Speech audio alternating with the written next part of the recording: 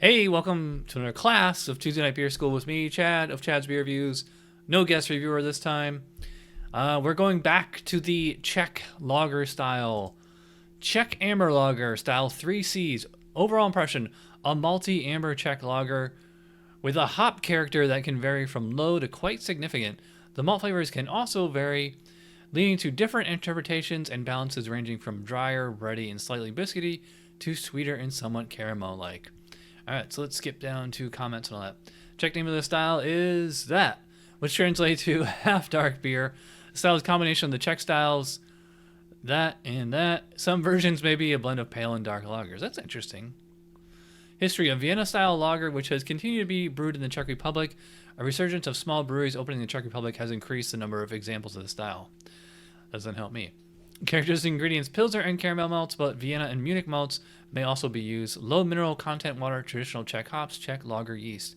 Style comparison: the style can be similar to a Vienna lager with a stronger Czech late hop character, or that approaching a British bitter but significantly richer with more of a deep caramel character. Large brewery versions are generally similar to Czech premium pale lager with slightly darker malt flavors and less hop, while smaller breweries often make versions with considerable hop character, malt complexity, or residual sweetness. Look at our vitals. 20 to 35 IBUs, fairly bitter for a lager. 10 to 16 SRM, definitely in that amber, light brown range. Gravity, not too high. And 4.4 to 5.8 ABV. All right, so for the example, this beer has been sitting in the fridge since before Christmas. This is called Polotmavy, I'm not sure, Czech-style Amber Lager from Charles Towne Fermentory.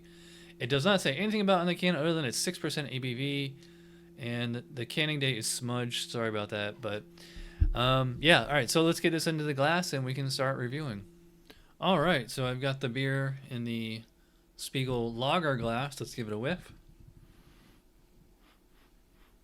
The first thing I noticed is that it has almost like an American hop quality, which is weird. I would call it quite floral, bordering on citrusy.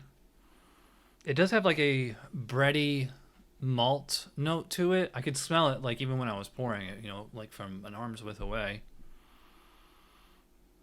Pretty clean lager fermentation, no green apple, no butter, nothing like that. And I know that this can has been sitting in my fridge for like 6 months. Oddly enough, I do not get oxidation, which is nice.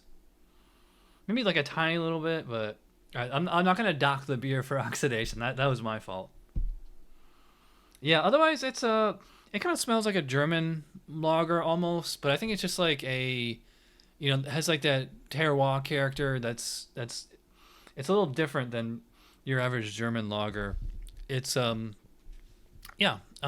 me it definitely smells like something European or continental, but like with an American twist to it. So let's see what the specs say.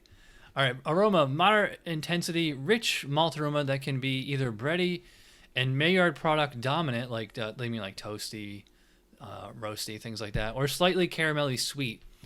I think it leans a little bit more towards the caramel. I don't really get toast on here. It's slightly bready, I guess. Spicy floral herbal hop character may be moderate to none. Interesting. Okay.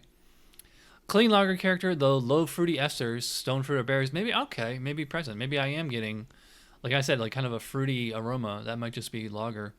Low diacetyl optional. It's interesting because it says, it's mentioning lager character and, but esters, and you don't tend to get esters on lager yeast, usually ale yeast.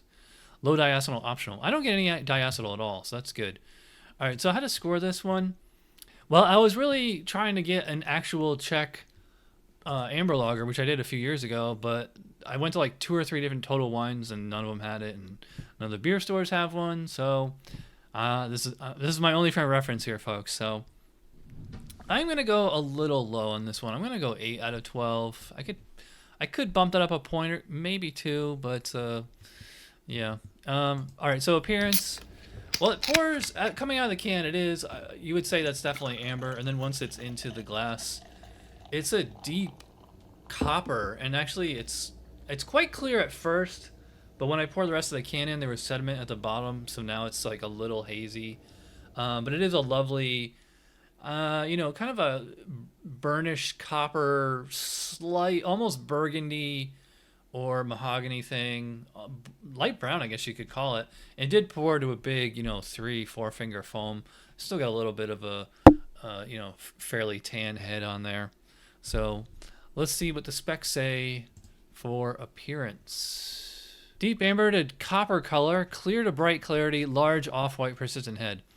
It actually does meet those specs. It's like there was some sediment in the can, and it was clear up until I got the bottom. And so, yeah, I'm not going to penalize it for that. I'm going to go the full 3 out of 3. It is pretty dark, though. All right, so here comes the best part. I forget what they say in Czech, but if you zoom in, maybe you can see it. All right, cheers.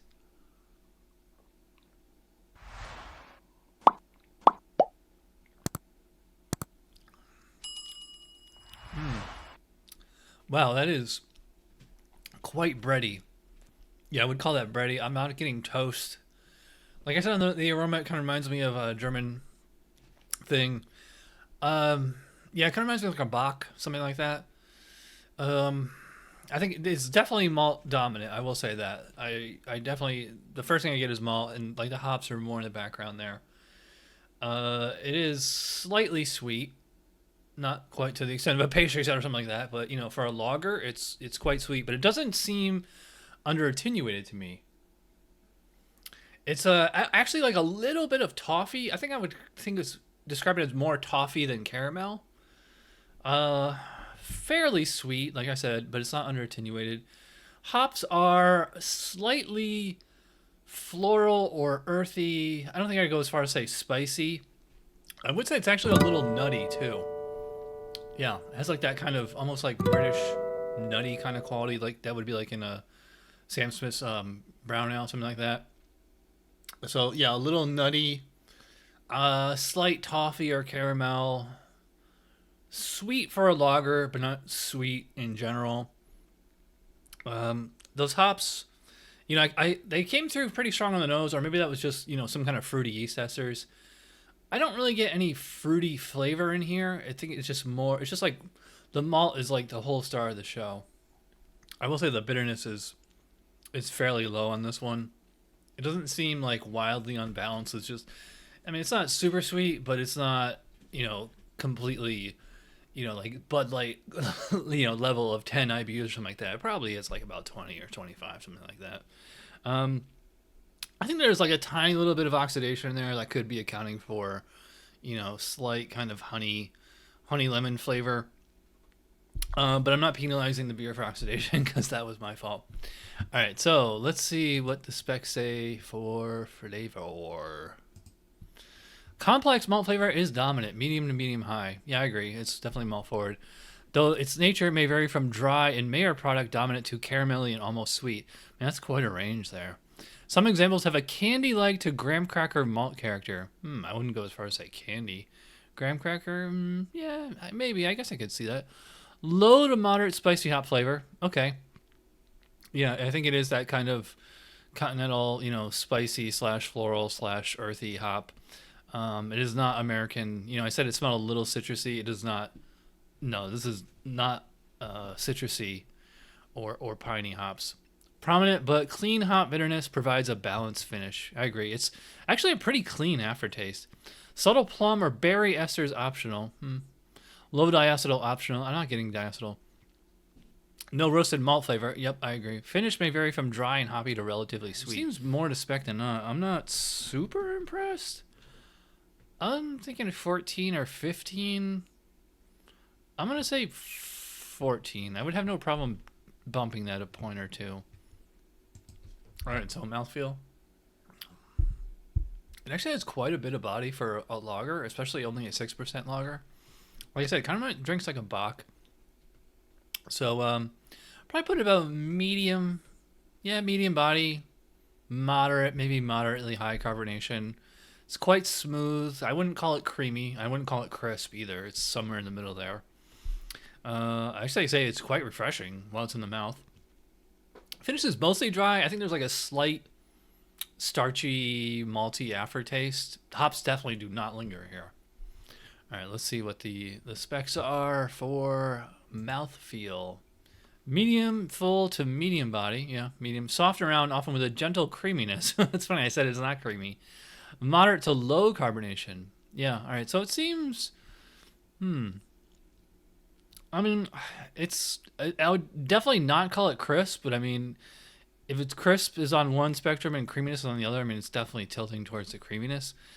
Moderate to low carbonation. Yeah, I mean, it seems a little bit more than moderate. But yeah, the body is certainly medium. It's not a super huge beer. But it seems to be on point for the most part. I could go 3 or 4 on that one. I think I'm gonna go 3. Overall impression, I think it's good. It's not great, especially for, American. This is a really niche style that most American breweries don't do. So, so total score of 35. Yeah, I'm gonna stick there. I don't think I would bump anything because to really get to something else, I'd have to get all the way up to 40. I'm not gonna add 5 points to any of these. But yeah, I would say it's certainly not classic, certainly not flawless, and certainly not wonderful. But I mean, it's a good tasty beer. So yeah, I'm gonna go 35 out of 50 for the Polotmavy Czech-style Amber Lager from Charles Towne Fermentory. I love that they call it Fermentory. I wonder if they make anything other alcohol products there. So yeah, let me know in the comments if you think Sam Adams Boston Lager should be considered a Czech Amber Lager or something else. If you've had this beer or one like it. I wanted to review Praga or Premator, but unfortunately I couldn't find it. So, this is all I had to go by. And again, I apologize to the brewery and the viewers and everybody out there. Tavor.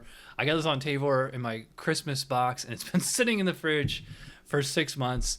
And I'm sorry, I'm just now getting around to review it. I should have reviewed it a long time ago.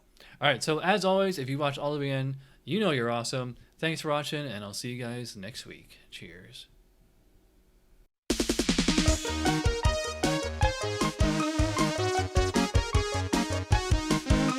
Somebody brewed it, Chad just reviewed it. Thanks for watching Chad's Beer Reviews. Trust me, the next episode will be a lot better.